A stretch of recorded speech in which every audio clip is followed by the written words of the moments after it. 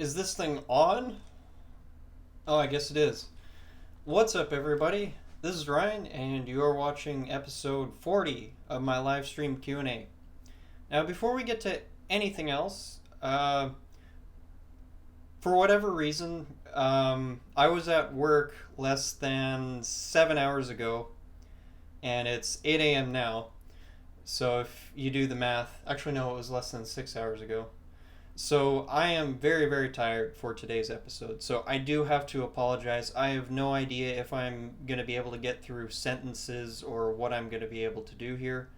But I did do a fair amount of preparation for today's episode, so hopefully it'll be at least half decent. But just a big heads up before anything else. I look like death, I feel like death, but we're going to carry on anyway because that's what we do. Keep the train wreck moving is my motto. So before we get to anything else, I'm going to drink some water. And I'm going to thank some wonderful people for supporting me on various platforms now. So on Patreon, I would just like to thank the following people for monthly contributions. So that's going to be Seth Keegan, Trevor Halvorsen, Bassam Halal, Tina Fredericks, Nanotech, A. Amon, Mr. Bidwell, Graham Herzeg, Sushil Chanda, Elad Stavi, Shoku Mostofi, Tomas, Juan Calle. So there's the I can't even talk. The Patreon patrons. So thank you so much to those people. And also there's a couple people who sent me some money from PayPal, and also a couple people who put. Obviously, I can't talk today. A few people who picked up my ebook on Android development. So I would just like to thank Mario Huizinga. Apologies if I mispronounce your name. Apologies to the next three people. I'll do my best with these names, but I believe your name is Georgi Lantos. Hopefully I pronounced that right. That's either Spanish or Hungarian or something. Georgi. Alexander's Orlovs. And Sebastian Uchwat. And again, I probably pronounced that one wrong. So to those people, thank you so much. There's a couple different ways to support me if you would like to, and mainly that's through Patreon, or you can, there's like the direct thing through PayPal. And then also, if you would like something in return, then I did write a small little ebook to introduce a bunch of important concepts in Android development. Now, I will be updating the book soon, so, and anyone who's purchased the older copy, I will send a free copy of the new edition, because while, I'm fairly happy with the result of the first edition of my introductory ebook on Android, I've never written a book before. That was my first attempt, and there was, what I realized kind of a month and a half into writing it is that there's a lot of topics to cover, and so I didn't get to cover everything that I wanted to, but I think it's still a decent introduction to the platform, hopefully, and it introduces a bunch of concepts which are really relevant down the road, but hopefully I introduce them in a way which is kind of useful to you. Anyways, that's enough commercialing, enough hawking my shit. Pardon my language. I might swear a little bit. I'm really tired. I tend to swear a lot when I'm really tired. So, we've got kind of a special episode planned for today. So, one of my friends, A, suggested I talk about learning. Now, she gave me a pretty open-ended sort of question, and so I decided to go in one particular direction with it, which is focusing on learning and cognition specifically. Yeah, so just give me one moment to get set up here. So today's topic, learning, how to learn, cognition, wonderful stuff like that. Before I get to that, a couple announcements. So most importantly, I'm moving to a new apartment on April 1st, which is a Sunday, and the likelihood of me being unpacked and having internet on that Sunday is approaching zero. So basically that's a longer, rather long and complicated way of saying there's not going to be a stream next week. holy crap, I really am tired. We'll see how this goes today. So anyways, yeah, no stream for next weekend because I'm moving and I literally won't have internet. But hopefully I'll be able to carry on the following week. Again, it just kind of depends on how long Shaw gets off their lazy arses and installs my internet. So that's basically that. And one more announcement, which is pretty big. So, I'm not sure. Let me have a quick look right now where I'm at in terms of subscribers. So yeah, as of today, I am at 4,939 subscribers on the YouTubes. And what I wanted to do for a change is actually do kind of a subscriber special video. I think I did a special video for my 1,000 subscriber mark, but it wasn't a great video so much. But what I wanted to do this time is, since I had 1,000 subscribers, which was about a year ago, what I wanted to do was create kind of a highlight video, because at this point I have, I haven't actually done the math and tallied it, but I have probably over 100 hours of live content on YouTube.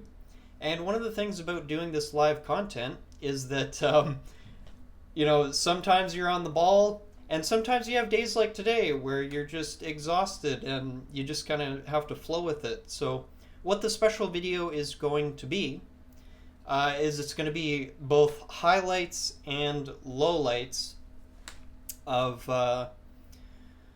my experience streaming over the years, and I just wanted to share one extra thing about it. So one of the things I wanted to do, if I can find this photo, just give me one moment here. See if I can bring it up.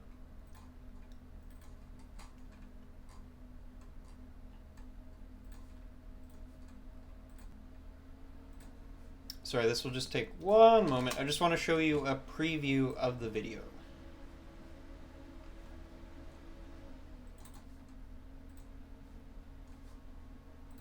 My computer is churning right now. Oh, where is the photo? I promise it'll be worth it. Actually, no, that's a lie. I don't know if it'll be worth it at all. All right, let me just show you a quick preview. So what I wanted to do, I know this is not the best sort of format here, but basically, so how the video is going to work is it's going to be highlights and a low light reel of various things that happen on the live stream. And like I say, there's lots of material out there, lots of blunders and lots of laughs. And each sort of segment is going to be introduced with the forest backdrop, which is actually where I grew up, in the wilderness of BC. And one of the things probably a lot of people don't know about me is that I am from a farm in a rural area with a population of like 2,000 people. I'm not a city person, and I basically spent my free time as a kid running around in the wilderness. So I thought it might be kind of a neat thing to share that with people. And yeah. So anyways, that's enough of that kind of rambling for today. So main announcements: no stream next week because I'm moving, and I am putting together a highlight and low light reel. So what I would like to do is I'd like to ask everyone, let me just write this down. I'm putting together a highlight / low light reel for my 5,000 subscriber special. If you have any moments you can recall from my previous live streams that stand out as being particularly stupid, bizarre, silly, or funny, please do me a favor. Let me know which video. And if you want to be a rock star, let me know a timestamp.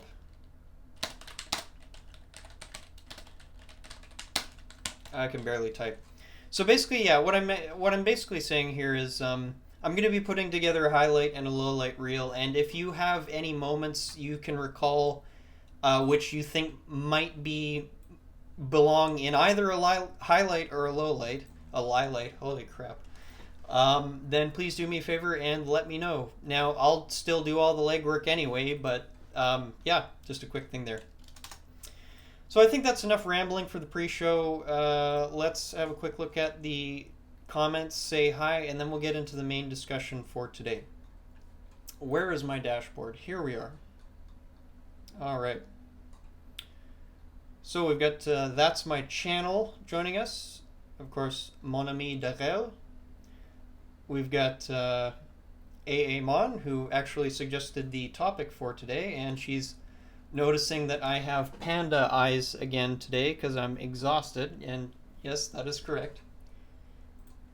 And Linksy, Joe Bayer, and Dev, Alireza, and Al. So what's up, everyone?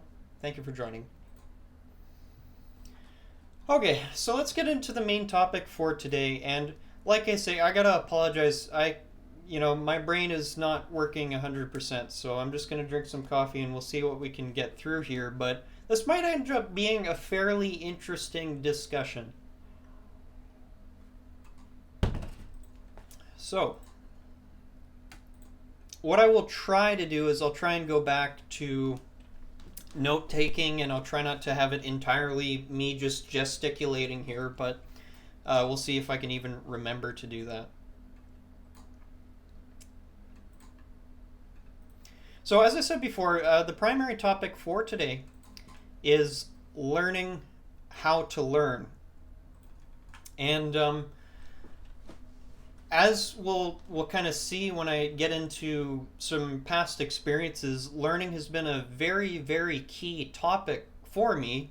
And again, something which might surprise some people is that there were certain things I had quite a bit of trouble learning, particularly social cues.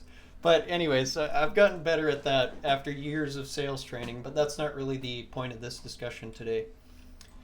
So, what we're going to be talking about essentially is learning how to learn, and what that's going to center around is the first step is sort of, let me just try and summarize this point. So the first step in learning how to learn is to recognize what does and doesn't work for your brain. So that's going to be sort of a theme, an overarching theme, which I'll talk about. And so what I'll do now is I'm going to do a little bit of storytelling, which has some practical benefits to it. And then what we'll do is we'll finish this off with sort of, how many was it? I can't even remember now. My top 4 tips, I believe. Yeah, my top 4 tips for learning how to learn. So that'll come after the storytelling, babbling, and then once that's over with, we will get into Q&A. So I'm going to try and get through this fairly quickly, and we'll just have to see how we do. All right. So to start this discussion off, I wanted to share some reflections on my experiences and difficulties with learning as a kid and a teenager. And there was 2 experiences which really stood out for me. So, the first time I can recall having difficulty learning something takes me all the way back to grade 1. And I think I was like 5 or 6 at the time. Now, amusingly enough, my grade 1 teacher was a kindly German lady who we referred to as Mrs. Reppen, or Mrs. Reppen, as I like to say. To this day, I actually kind of joke that our first class went something like, okay, class, it is time for us to learn the numbers 1, 2, 3. But actually, joking aside, Mrs. Reppen spoke great English, and she was a very good teacher. And she actually saw that I had difficulty with reading and writing in grade 1. Now, to this day, I remember her pulling me aside to give me some direct help with my issues, And what she did is she had me go over a list of words until I was able to kind of memorize them. And one of the things that's funny about this experience is the way my brain kind of works. I remember this scenario in sort of like a 3D footage reel. And I remember that the color of the page she was pointing at was red, and I remember that the text was black on it, and there was just lists of words that she had me going over. So just kind of an interesting little detail that my brain focused in on there. So anyways, Mrs. Grappin, what she did is she saw that I was having difficulty. I don't know if she saw that I think it was reading difficulty at that point. And so she kind of took me aside and, spent some time taking me through these words and memorizing them. And I don't think Mrs. Grappin quite knew how helpful that was. As the letters are something which have always kind of bugged me. And what I mean by that, so I never really had difficulty with numbers, but when it comes to letters, in my brain, letters are just like arbitrary symbols attached to sounds, which to me is not so natural for my brain to think about, as opposed to like quantities, 1, 2, 3, 4, stuff like that. So, for example, even to this day, if someone were to ask me to recite the alphabet backwards, I can't do it. I can't. I can't hold the alphabet backwards on my mental whiteboard and then recite it. I have a lot of trouble starting from anywhere but A in the alphabet. So there's just funny little things like that which made it pretty difficult for me at first to learn how to read and write, because at the end of the day, these are just like totally arbitrary memorizations. So that was kind of what I believe was the main difficulty in me learning to read and learning to write, is that letters in isolation just were not really something that my brain was good at picking up. Now, what Mrs. Reppen did is she showed me a page with entire words on it and went through and read the words out. And what that little lesson was able to do is I was then able to associate the entire picture, the whole word, essentially like what I'm looking at here, in like a mental whiteboard, and then I was able to, or blackboard or whatever, don't want to be racist, any kind of board is fine. Basically, yeah, like a mental whiteboard, and almost lost my train of thought there. And so I was able to remember the entire word, as opposed to looking at words as like a buildup of letters and trying to sound them out. That really didn't help me. And to this day, when you see me typing stuff out here, if I write out a long word, like what's a good one? Predominantly. When you see me write out a long word, yeah, I do sound it out a little bit. But the thing that actually tells me whether this is spelled correctly is I look at the entire word. And that's how I learned to read, was to memorize the whole word or parts of the word. So I know, like, for example, I start to see that pattern pop up in different words. And that was really how I learned to start reading. And so now I actually read quite well, I would say. Like, I read Christopher Hitchens and Sam Harris and stuff like that. So anyways, the point of that little diatribe, to go back to my notes here, hopefully that was somewhat coherent. So the point of that little diatribe is basically to get at my first experience when I can recall when I had difficulty learning something because of the way the information was presented to me. And that in changing that sort of way, I was able to then become quite good at it. So just kind of an interesting point to start here. So that's the first little anecdote that I wanted to share with you. So I had trouble reading early on as a kid.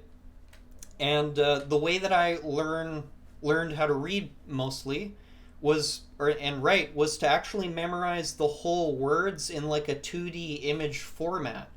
Now, that might be kind of interesting to some people because people's brains work differently. Not super differently, but we all have sort of preferred learning modalities. And let me just introduce that term really quickly here.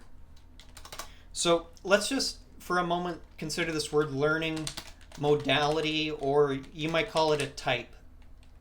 So what is a learning modality or type? Essentially what it is, and the science on this isn't totally finished and 100% bulletproof, because it appears that most of us are a blend of all of these. And I definitely think in my own case, I am very much not just one kind of learner, but the way that it's typically broken down is that there is a visual type of learner, an auditory type of learner, and then a kinesthetic, ooh, that's a fun word, kinesthetic type learner. So a kinesthetic means like you work with things. So if you're building a car or building a house or something, that'd be like kinesthetic learning. Now, again, I do need to stress, you're probably not only one of these. At first I thought I was like only a visual learner, but when I actually thought about it, no, I'm actually quite kinesthetic as well, and I don't have a lot of issues learning auditory as well. But I just wanted to introduce these things before we get to the next little anecdote. I'll try and get through this quickly because I see I'm rambling. So that was grade 1. That was my early experience in grade 1 learning how to read. And it wasn't great until someone kind of took me aside and showed me a different way of kind of approaching the issue. So fast forward to high school. So one of the funny things that I still find this really amusing to this day is that whereas a lot of my peers, if you looked at their marks from like grade 9, 10, 11, and 12, which is how the Canadian education system works, basically 9, 10, 11, 12, and then you're done high school. A lot of people had like good marks in grade 9, decent marks in grade 10, and then they started to have trouble in grade 11 and 12. And for some bizarre reason, well, we'll get into the reasons why, my marks were basically the reverse of that. As I got older, my marks got higher and higher as the difficulty increased. Now, I don't think, well, it's not because I think I was exceptionally smarter in those later years, but let me get into this little story and we'll talk about why I think that happened. Oh, that's my notes. Yeah, great. So, so later on when I was in high school, I started to wonder, why is it that some teachers were able to make things that I thought I was good at, like math, quite difficult, and some teachers could make subjects that I really disliked quite interesting. For example, the lowest mark I ever received in math was a C+ in grade 10. My teacher in that class, who I won't be identifying this time in any way, would generally spend 95% of the class just talking about math with barely any visual examples. Like maybe this person would do 1 or 2 examples. And the funny thing about it is, and I wish I was exaggerating this, but literally maybe half the time that this teacher would do the examples, he would have some arithmetic error in the example, and he would arrive at the wrong answer, even copying it right out of the book. So that was another kind of negative strike, because that really didn't instill much confidence for me in this person. And I did very, very, by my standards, quite poorly in grade 10 in math. I just really was not getting it. And this particular teaching style was basically, yeah, it was usually an 80-minute block for math, and this teacher would talk for 60 to 70 minutes, and then maybe you would have like 10 minutes at the end of class to do a little bit of work, but you'd still get all your homework assigned, and that would basically be that. And so that was kind of that teaching approach, which I wasn't so fond of. Now, I was really frustrated when I got that final grade for that year in math, because I hide it fairly well, but I have a pretty big ego and I'm really hard on myself. It irritated me that I got such a low mark because this person, who I really didn't get along with in that grade, I basically blamed them for this situation. So I was really pissed off about that. Then in grade 11, just my luck, it ended up that I got this same teacher again for advanced mathematics. So now this idea was probably, and this is kind of the important thing here, but this idea was probably more out of disrespect than me kind of exercising like some intelligence or something.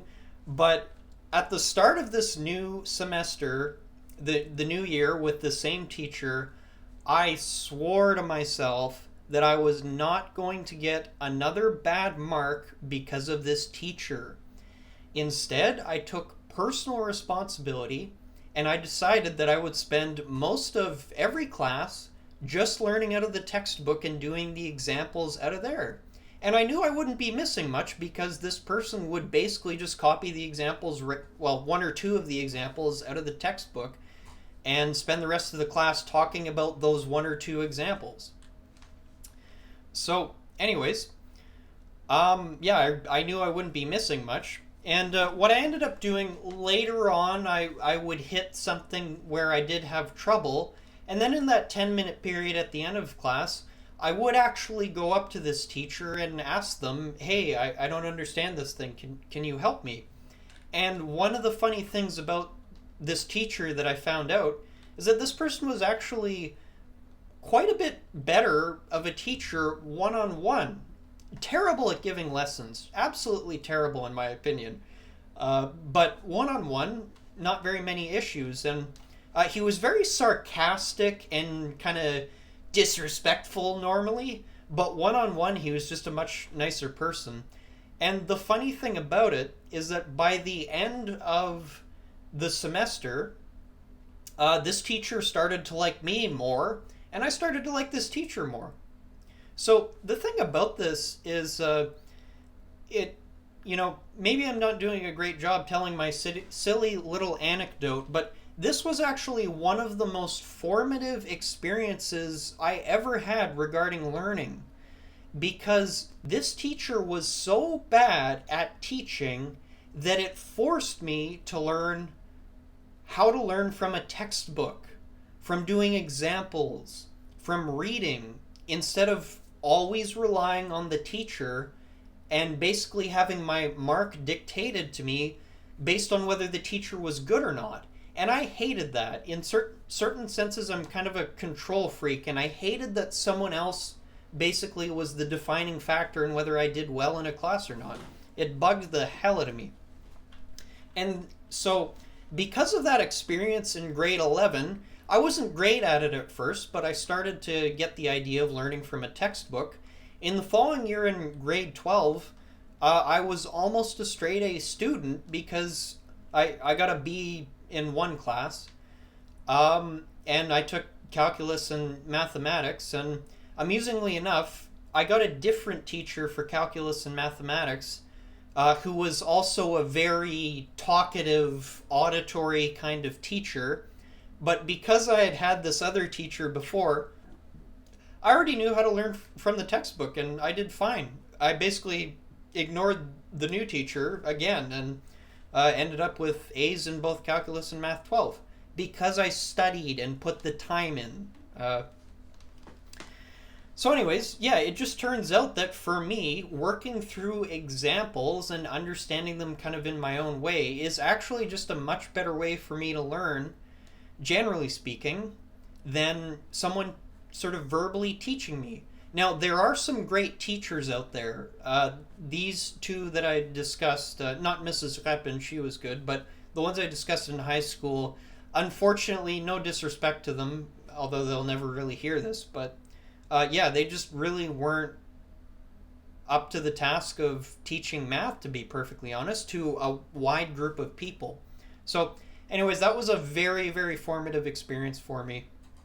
And so, the main thing to kind of summarize what I'm getting at here, that experience really taught me to take some personal responsibility about my ability to learn, to not rely necessarily on teachers entirely to be able to solve all my problems and teach me everything, and the benefit of doing that is ever after, I only did one semester of college and then I dropped out, but even in that semester, I had built up those study habits and the ability to figure out different ways to learn.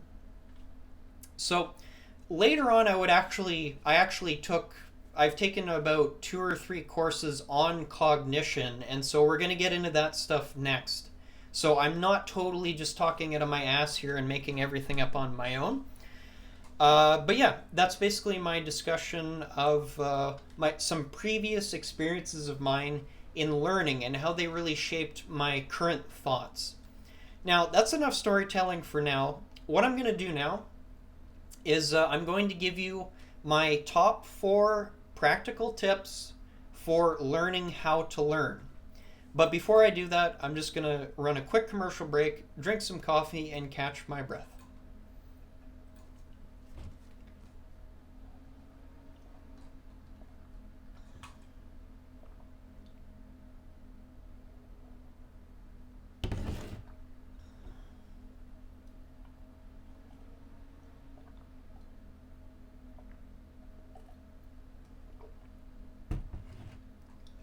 Okay.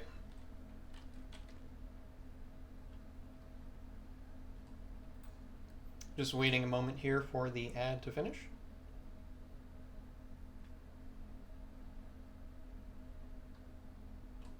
And there we go.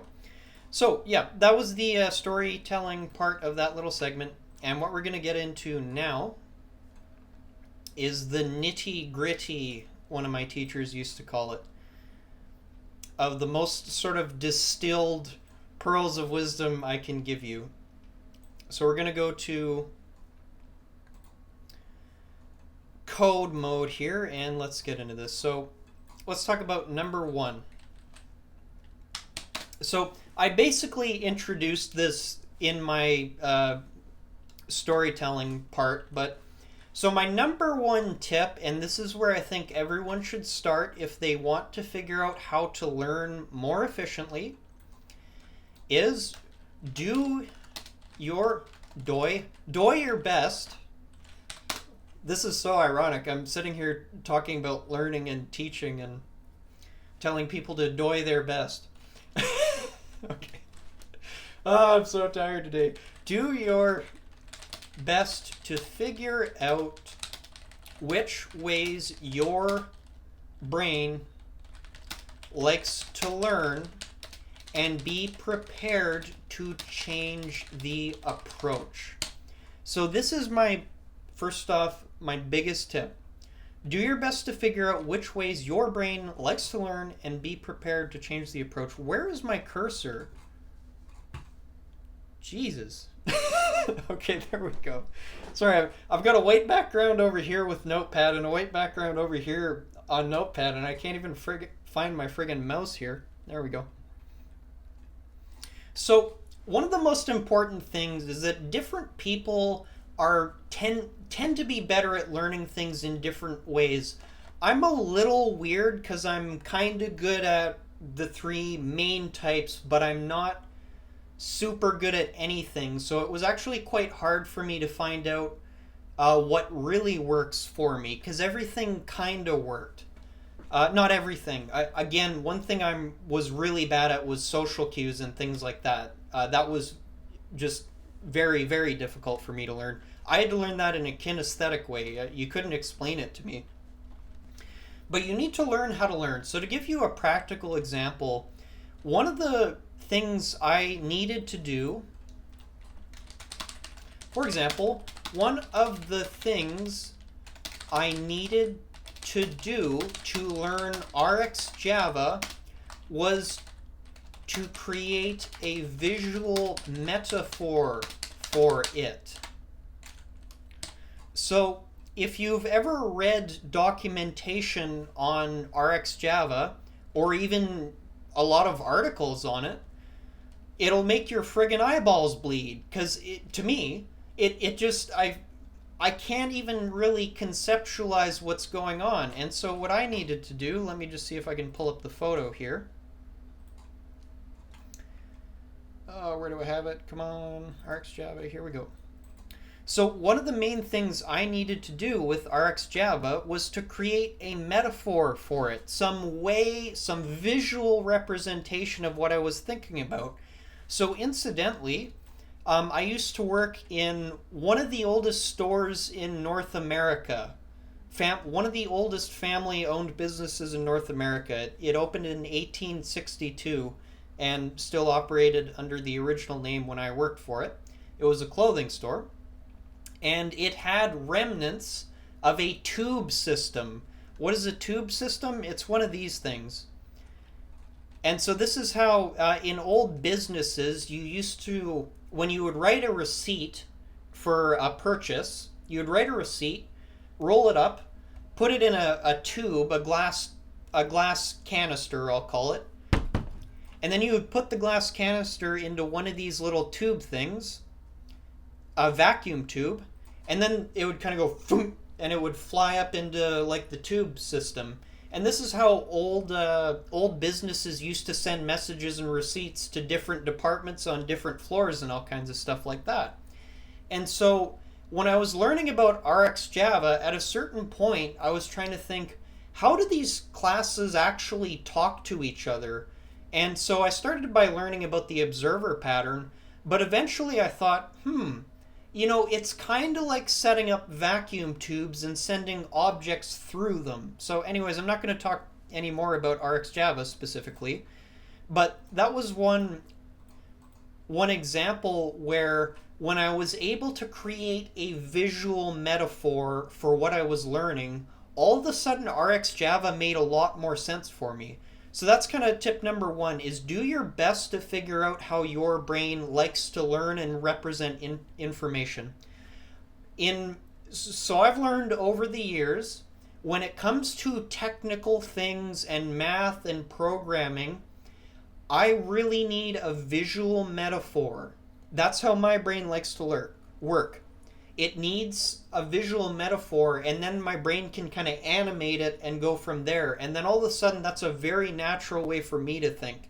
Whereas to just like read about RxJava, again, it didn't help me so much. So that's tip number one. Do your best to figure out which ways your brain likes to work and change your approach until something works. If reading about it doesn't help you, watch a video. If watching a video doesn't help you, watch a conference where there's someone talking and they have visual slides. If that doesn't help, maybe if it's a coding thing, spend some time coding, make an example. So one of my preferred best ways of learning code, for example, is to write code. That's how I learn most of my code. And that's really convenient for me because then I understand it in code. And then that's probably one of the reasons why I'm okay at talking about software architecture and stuff like that, is because I understand it in the context of programming and visual metaphors. That's tip number one. Number two, what is number two? Right, so this is one of the fundamental concepts I learned from studying cognition. So this is a general rule of memory retention. So I know some of my viewers are ESL. So what do I mean by retention? So retention is the your ability to retain or hold or remember information. So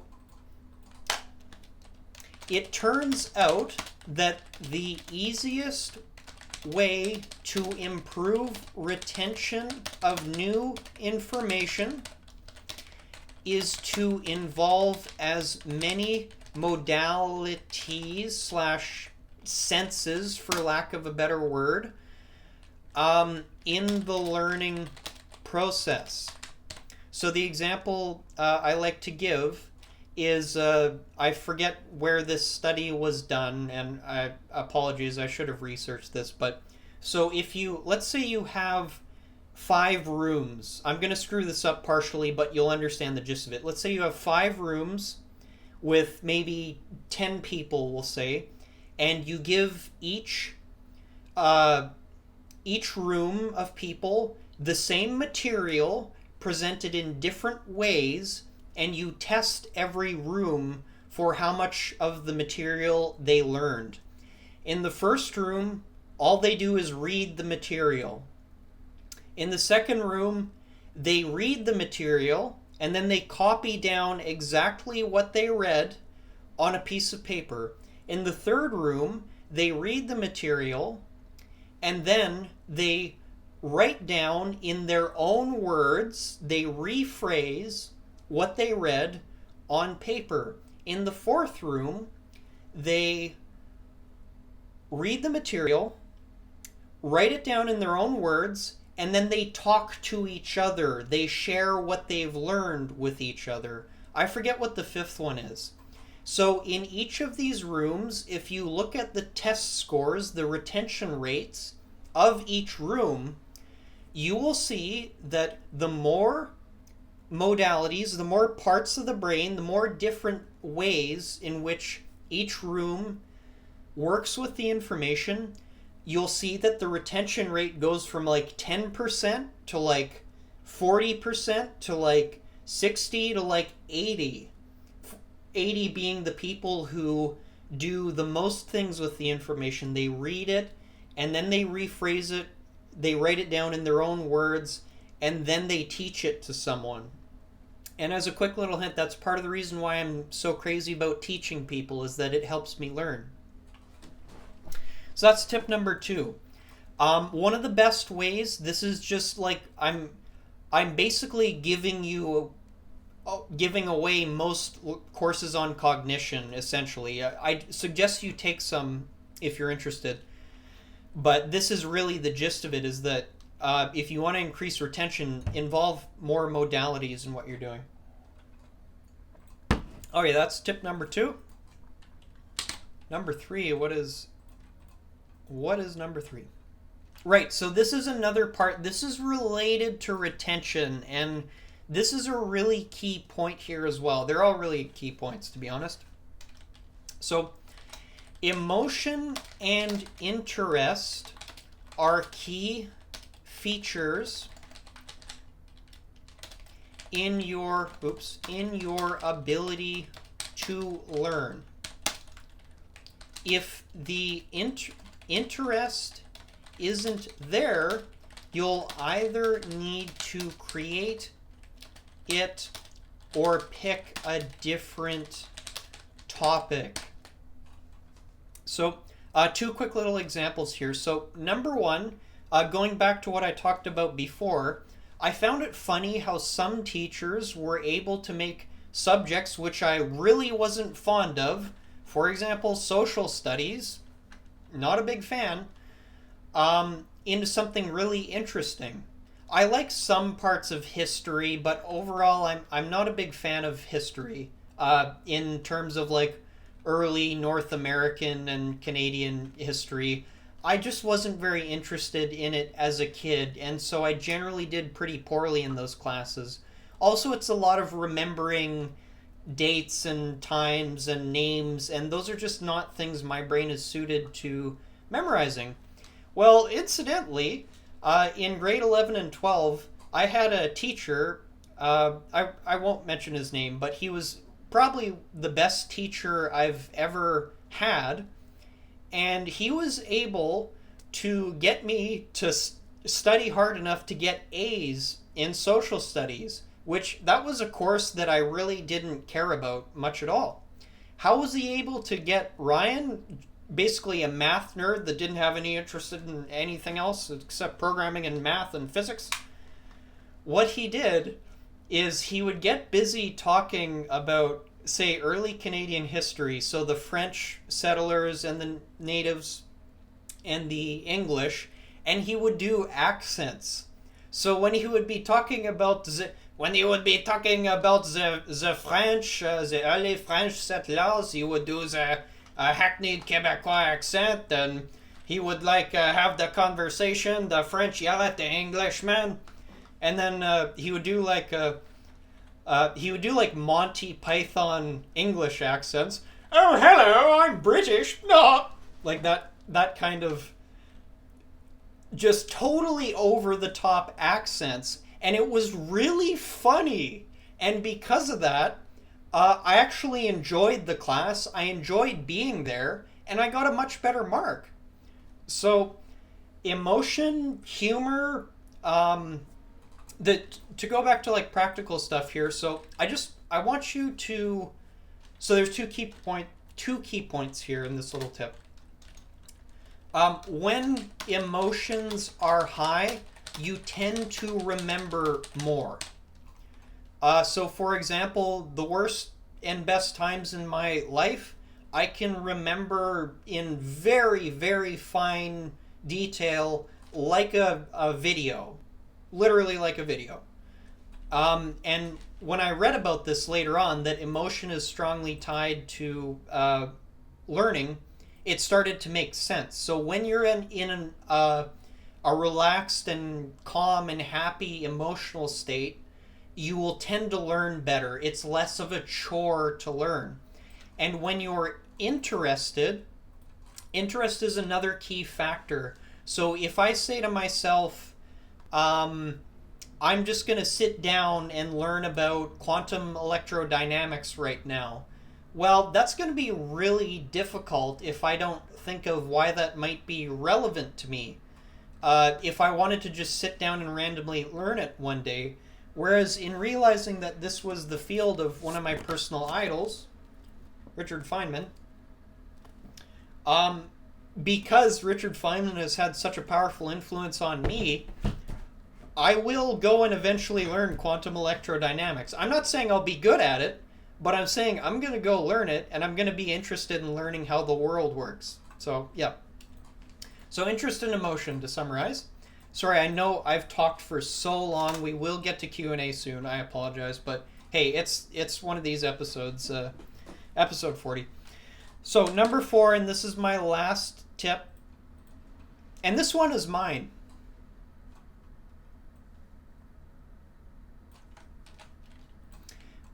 This is the only thing in this long talk that I will just well and truly say this was something I figured out myself, and this is probably one of the most powerful beliefs I've ever had, one of the most important beliefs. Now, why do I say belief? It is what I would call a belief. Sorry, that's not a very good explanation. So this is a thought I had probably around 18 or 19. And it's going to sound arrogant and probably delusional. And I will agree, there's a bit of that going on, and you need that. Self-delusion is very powerful. You need self-delusion. I needed self-delusion to think that I'm capable of sitting here talking to you, even though I'm just a kid from Canada from a small farm. You need a little bit of self-delusion. But this is like a mantra for me. And the purpose of this kind of mantra, for lack of a better word, is anytime you feel stuck and you feel like you can't learn something, you feel like you're not smart enough, and believe me, I've had that happen a lot as I was a kid. And it really hurt me because I have a big ego. So how do you conquer your self-doubt in learning? you say to yourself, there is nothing out there that is too difficult for me to figure out given enough time and effort. Now, that probably sounds pretty irrational, so let me kind of unpack this belief a little bit. So, number one,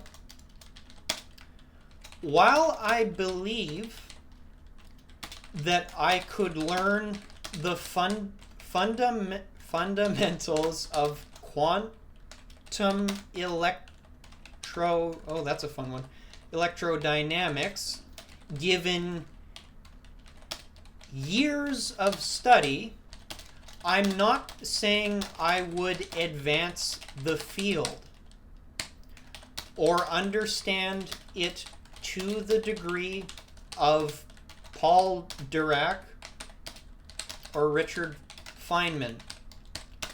All I'm saying is that if I studied it or you studied it for 10 years, there is no doubt in my mind that we could get pretty good at it. If that was all you or me or just about anyone who is average intelligence or better studied even something as complicated as physics for 10 years, you're going to be pretty good at it. It might take you a lot longer. Like, for example, a friend of mine, Darrell, I've noticed, learns incredibly quickly. And so there are people who are going to learn faster than others, but the most important thing is just putting the time in. So that's the first part of this. And the second part, I can't remember. Let's check the notes. Second, of course, it is a reality that we don't have infinite time and effort, and therefore we need to be very careful what we devote our time and effort to. So why do I think this is such a powerful self-belief? What does this actually mean? Basically, what I'm telling myself is if another human being can understand it, at least to some degree, if I put in enough time, I will eventually be able to figure something out. And when you really believe that, and I absolutely concede that that requires a little bit of self-delusion, which is important, when you really do believe that, when you run into something like RxJava or Dagger 2, and it seems like you're just not going anywhere with it, remind yourself, more time and effort. It's not that you aren't smart enough. More time and effort. Maybe it took some person 1 week and it's going to take you 3 months. Guess what? Tough luck. That's how it is. Work hard. That's it for my rambling and lesson on learning and cognition. I'm exhausted. I just talked for like 50 minutes and I apologize for that. Let's get to Q&A after a quick commercial break.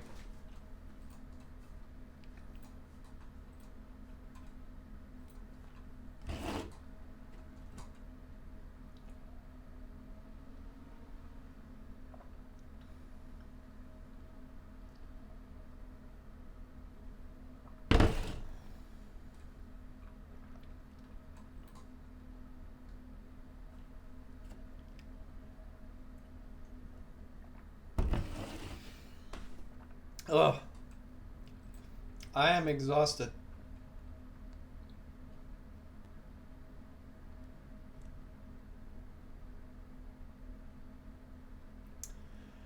Okay, so just having a quick look at the chat here. So generally, it looks like people are agreeing. There's different ways people learn, and one of the most important things is that you have to kind of figure out what works for you. And that's generally, in my experience, a process of trial and error. And one of the important things about it is I used to sort of box myself into being mostly a visual learner. I would suggest to people out there that you're probably more balanced than you think you are, unless you're really deep into the autism spectrum. And I'm not saying that to be mean. If you're deep into certain spectrums or kind of a savant, you might be totally, like, predominantly visual or auditory. But for most people, it's going to be kind of a blend. But yeah.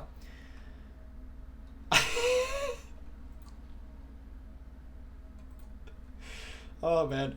So this is really funny. So I discussed in my story earlier, I talked about Mrs. Reppen, Reppen. She actually goes by a different name nowadays, but I didn't want to give her a real name. But Tina in the comments here mentioned Mrs. Weapon, and that is really funny because one of the kids in my school, that was his nickname for her, was Mrs. Weapon. I always got along great with her, so anyways, that's pretty hilarious. All right.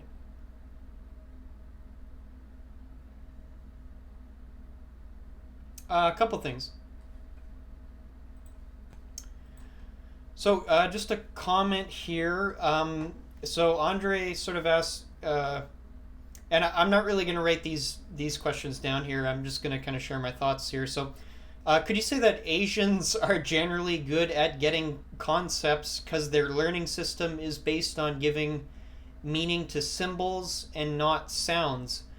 So I don't know. I haven't actually seen the data, but from what I have heard of Asian education systems is that they're very intense and probably far better thought out than our education system in North America. Now, the thing about that that's always been interesting to me is I've known a lot of exchange students from Asia. I lived with a South Korean exchange student for over a year. He's a very good friend of mine. And one of the things that I see, to kind of tangent a little bit, the difference that I see between Asian and sort of North American education systems is that Asian systems seem to be super efficient and super fast paced, but super high pressure. Like, the suicide rates are quite a bit higher. Whereas in North America, when these Asian exchange students come over here and they see our 5-day school week and our, whatever 9 to 3:30 class times, and they see the level of math that we're doing in like grade 12 and it's a joke to them. That's basically would be my perspective on Asian versus Western education systems, at least to do with numbers and math anyway. Basically every Asian exchange student I have met in school and just in general was already a lot further along in their mathematical education than, say, our North American systems. Particularly Canada. I've heard really bad things about the U.S. education system. I would say Canada's pretty bad as well. Now, I don't want to badmouth teachers. Like, being a teacher, what a difficult and important job. Like, I think it's more an issue of resources, and it just blows my mind that we don't put more money into education. Like, I really don't see many projects more important than making sure that the next generation of citizens is educated. So, anyways, kind of sorry for the political rambling there. Yeah, so this is a really key point. So Al, I'll just read your comment out, Al. So Al kind of writes, pattern recognition. That's one of the reasons, so to quote from Al, that's one reason I always tell people to learn programming logic before language. You begin to recognize logic patterns, and if you're a visual learner, that's very powerful. So to give you an idea, again, to share a point, I sucked at programming for the first year and a half. Excuse me. And the reason why I sucked at programming was because everyone would kind of explain it to me. Excuse me. Oh. Everyone would explain it to me like memorizing lines of codes and command and stuff, like commands and lines of code, and that's how I kind of thought about it. And once I actually started to like visually think of software architecture, then all of a sudden I could actually visualize my programs and design them ahead of time in like a 3D visual spatial way, which for me is my most natural way of thinking, is like 3D pictures. Like I can imagine scale and rotate things, and that seems to be the one thing I'm quite good at, is 3D visual spatial thinking. And once I was able to take that once I was able to find a metaphor for programming, and think of like UML, if you've ever heard of that, and visualize that in my head, then all of a sudden programming got interesting and not easy, just more fun to think about and easier. Anyways.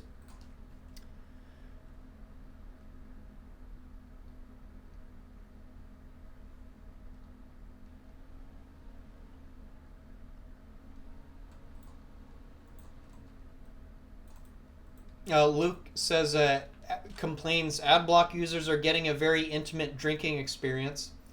Well, thank you for being so lazy that you can't even pause your Adblock. All right. So, what do we got here?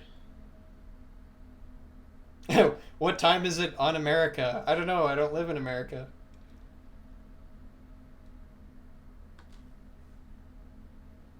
Yeah, so Al, very good point, again from Al. So when Al looks at code, he sees patterns as opposed to syntax. And that's very similar to me. My brain is very, very geared towards pattern building and recognition. In fact, I don't know why, but I have a compulsion to build patterns out of everything in my life. I think it is kind of probably some form of obsessive behavior. My brain is always looking for patterns in everything and constantly building models and comparing them. It's in some ways my biggest superpower and my biggest problem, because I can't really shut my brain off a lot of times. It sounds good in theory, but it can be really annoying. Like OCD.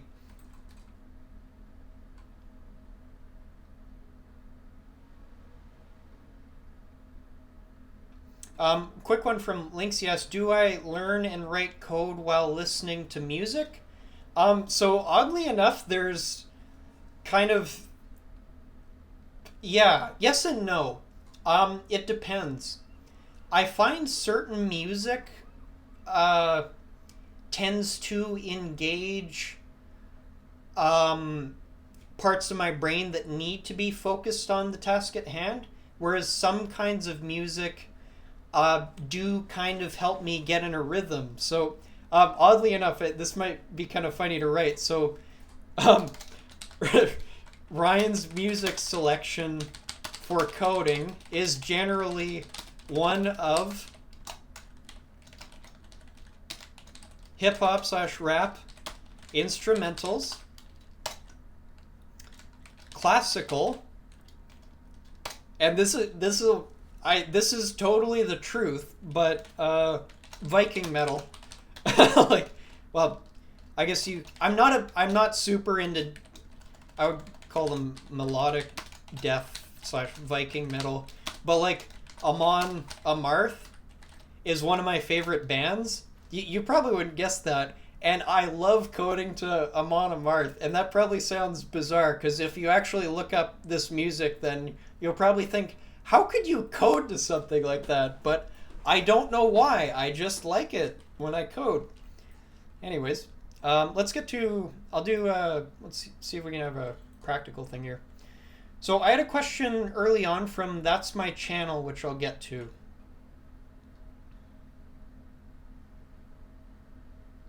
Okay. And by the way, so I'm going to call you That's. You asked, how did I start my journey in app development? I actually have a video on that on my channel, so go look at my channel. I think for the 10th episode I talked about I think the video is called like My Journey Learning Android.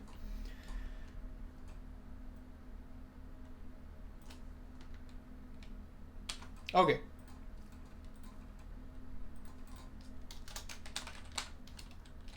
So I'm going to call you That's.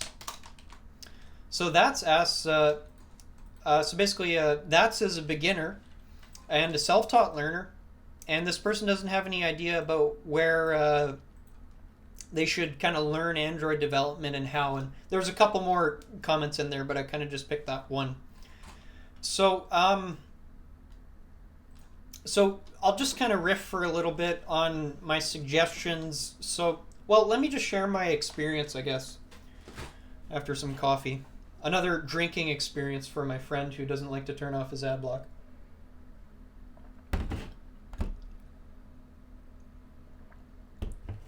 I won't even run the ad. Okay, so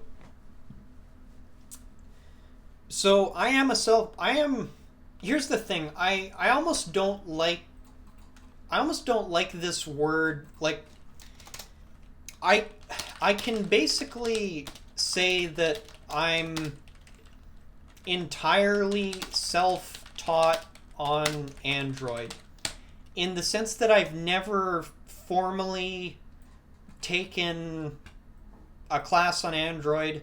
I do have like an introductory level Java class, but other than that, I don't have post-secondary education. So basically my entire career in Android development, at least, has been self-taught. Now, I don't like that word self-taught because it kind of just implies that in a way that I didn't learn from all the wonderful teachers, like to name a few people that I've learned a lot from. And so this is kind of my first tip here, is let me give you some resources from people you can learn from. So Martin Fowler and Robert C. Martin for software architecture. Now, maybe read their stuff later. This is going to be for later in your career, when you're actually concerned about the structure of your software architectures. But if you haven't even really started with software architecture, leave that stuff for later. Just get coding. For Android, these are the people who I have learned a lot from. So we've got and this not necessarily an exhaustive list, but so for example, Jake Wharton, of course. These are people you're going to be able to look up on YouTube and the interwebs, and you can find content. Jake Wharton, Dan Liu is great. The guys from Fragmented Podcast, that's Don Felker, Kaushik Gopal. I hope I'm spelling that right. I've learned a lot of code from Florina Montanescu. I think that's how you spell her name. There's more people. I just can't really... Who else? Well, I'll kind of leave it there, but you can look up a lot of these people. What's that guy? I can't remember his name. Something... Oliva? I remember his GitHub account, but Android 10 is GitHub. And Antonio Lebas? Or is that someone else? I don't know. Sorry. This is kind of a GitHub. That was an early introduction to clean architecture. I'll basically leave that there for Android. So these are kind of my main resources. For collective projects, of course, you can search Bracket Cove, which is my repository. I have a lot of open source projects out there. There's check out Android Architecture Blueprints and Android Architecture, what's it called? I can't remember, but these two are let's just say GitHub. Let me I'll just kind of organize this a little bit better. Yeah, so for open source code and projects, check out these links. These two are absolutely amazing. So these are like collective code bases and open source code created by Googlers and awesome developers. And so I highly suggest you learn from those resources. So anyways, I'm going to end that kind of there. But what I would suggest to you is so again, look at my channel. I've done different videos on how to approach learning Android, but the key things are, these are kind of my resources. And beyond that, my main suggestion, number one suggestion, is build an app you want to build. So the first app I ever built was a workout log because I like to exercise. So I built an app which was personal to me and I had personal interest in. Remember I talked about that earlier? Interest is linked with your learning capacity. Build something you're interested in and learn what you need to learn to build that project. Instead of like being, oh, there's 1,000 things I could learn right now in Android. I don't even know where to start. I know what that feels like, believe me. Pick a project and I call this is something I'm not saying I invented this idea, but I call it project-based learning. And I really do think for most people that is the best way to learn code, is have a project which you can kind of anchor and guide your learning process to. And the great thing about doing that is you will then be able to put it on a GitHub repository, and then you can use that as like a work sample. You can put it in your portfolio. So that is this is the most important thing is, and that was, I don't know why I did that. I was just lucky, but that was like the first thing I did that really helped me out is, even though I had to rebuild the same app like 5 times, because the first 5 times I built it, it was garbage. That reminds me of something from, what's it called? The Holy Grail from Monty Python about building a castle and it sinking into the swamp 5 times. But anyways, I'm sure most people won't even know what the hell I'm talking about, so I'll leave that joke. Anyways, yeah, so exercise project-based learning is my biggest tip. Okay, let's do one more, and then I'm going to go die of exhaustion.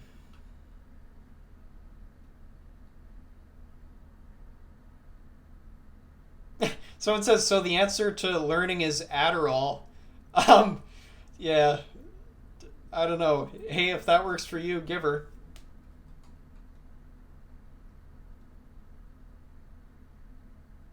Yeah, that's a very good saying. So Tina mentions a time. Well, I'm tired. Tina mentions a comment here reflecting on what I was talking about earlier, which was a quote, "Everyone can learn anything. The difference is the time it takes." And that's I absolutely agree with that.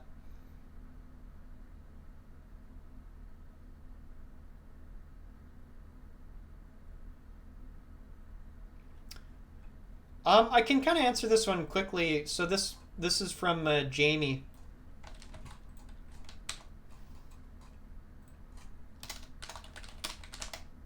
I know I wasn't really going to talk about technical things, but I'll answer. We won't talk about code, but just I'll share my general thoughts here. What are my thoughts on using Google Firebase as opposed to writing your own custom backend? Really, to summarize my thoughts, in a perfect world, if I had unlimited time and effort, I would prefer to write my own custom backend and actually go through the process of learning that. However, in many cases, the overhead cost of learning and setting something up like that might be quite high.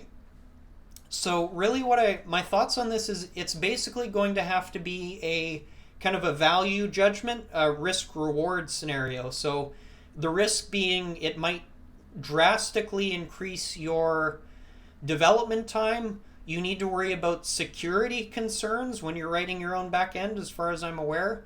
A lot of stuff is done for you with Firebase and Amazon Web Services. So it's really, I think of oh my god, I think of it essentially as a trade-off between convenience and come on, brain, you can do this. Control.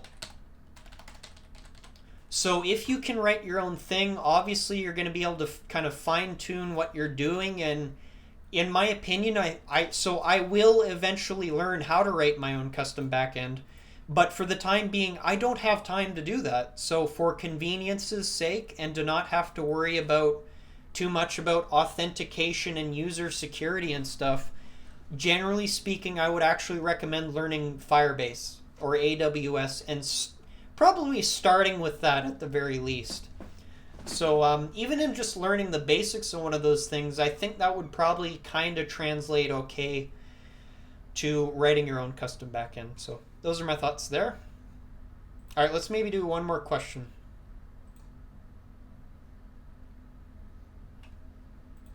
I don't really know why people think I look like Ed Sheeran, because he's a ginger, which is fine. But I've gotten that comment a couple times now.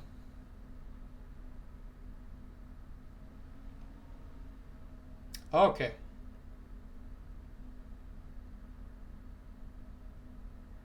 The answer is always 42. That is correct.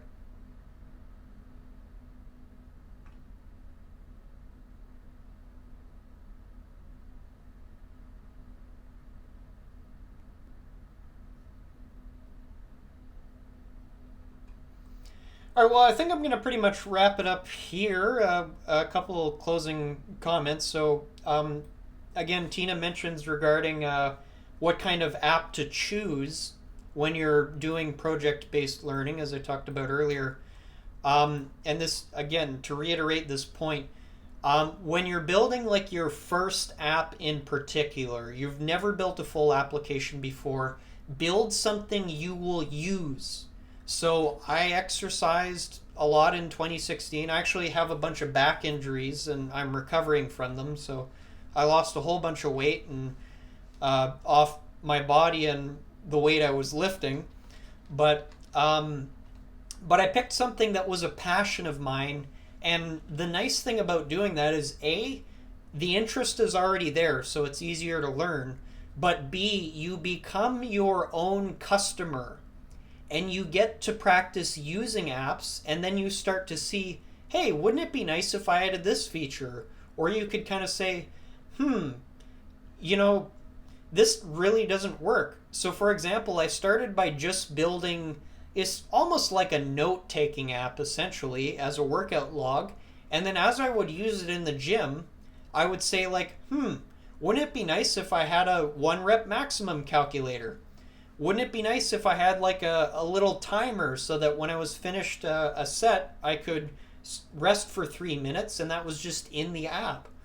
So different little things like that. So it's really important for your first project, in my opinion, to pick something you're interested in and something you will use, because then you get to practice being a customer. You get that experience of being the user.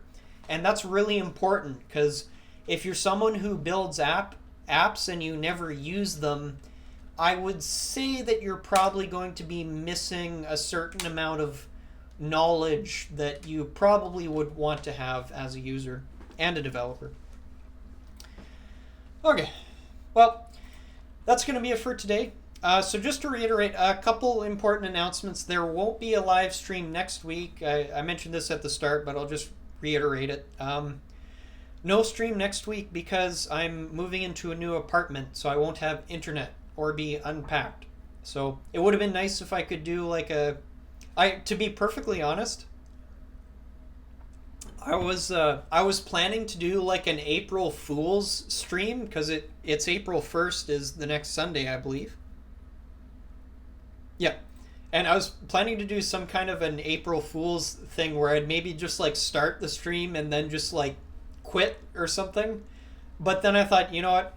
I'm not really going to have internet anyway, so screw it. I'm just not going to stream. So that's basically it.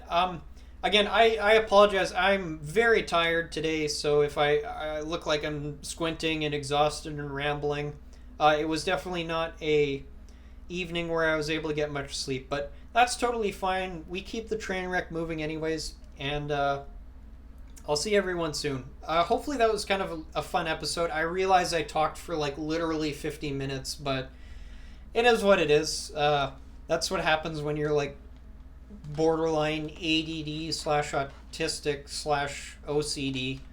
I don't know if I'm any of those things, but it seems like I might be a little bit of each of them. So anyways, that's it. Thank you for watching. Thank you so much. Have a good Sunday, and peace out.